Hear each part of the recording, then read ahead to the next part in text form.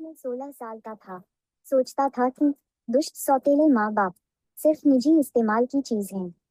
ऐसा तो हो ही नहीं सकता कि किसी भी परिवार में कोई शादी करे और किसी शनिवार की सुबह कार्टून कैरेक्टर की तरह साजिश रचने लगे। हाँ, मैं गलत था। जब मैं 13 साल का था, मेरी माँ की दूसरी शादी हो गई।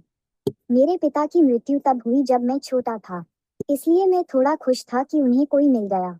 कुछ तो हुआ। पहले तो सब ठीक लगा। वो हमें बाहर खाना खिलाने ले जाते, हमारा मजाक उड़ाते और मेरे जन्मदिन पर मुझे साइकिल भी दिलाते। लेकिन शादी के कुछ हफ्ते बाद सब कुछ बदल गया। उन्होंने छोटी छोटी चीजों से शुरुआत की। मेरा सामान इधर उधर करना, मेरे पिता की पुरानी तस्वीरें फेंकना, क्योंकि वे गायब थी। मेरी माँ ने इसे ऐसे नजरअंदाज किया जैसे वो बस घर को हमारा बनाने की कोशिश कर रहे हों। लेकिन ऐसा लगा जैसे वो मेरे पिता को बेवकूफ बना रहे हों। फिर घर के काम काज की बारी आई। अब मुझे अपने काम से कोई आपत्ति नहीं है।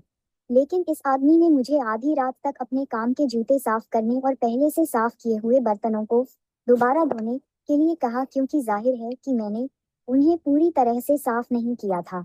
इस बीच उसके बच्चे, दो लड़के, दोनों मुझसे छोटे, बस एक्सबॉक्स खेल रहे थे। अगर मैं शिकायत करती तो मैं उसे दोषी ठहरा रही होती। सबसे बुरी बात, उसने मेरी माँ को मेरे खिलाफ खड़ा करना शुरू कर दिया।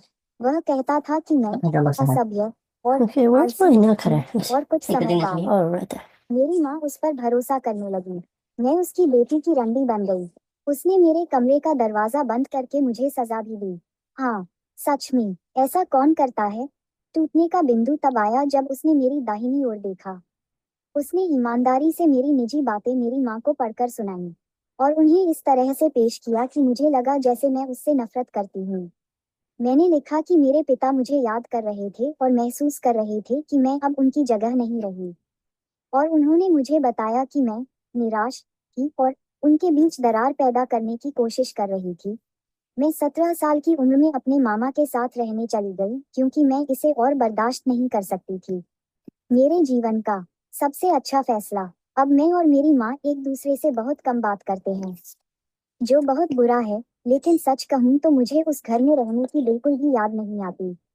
मुझे पता है कि रेडिट पर हमेशा लिखा जाता है कि बुरे सौतेले माता पिता एक आम बात है, लेकिन यकीन मानिए, कभी कभी यह आम बात सच भी होती है।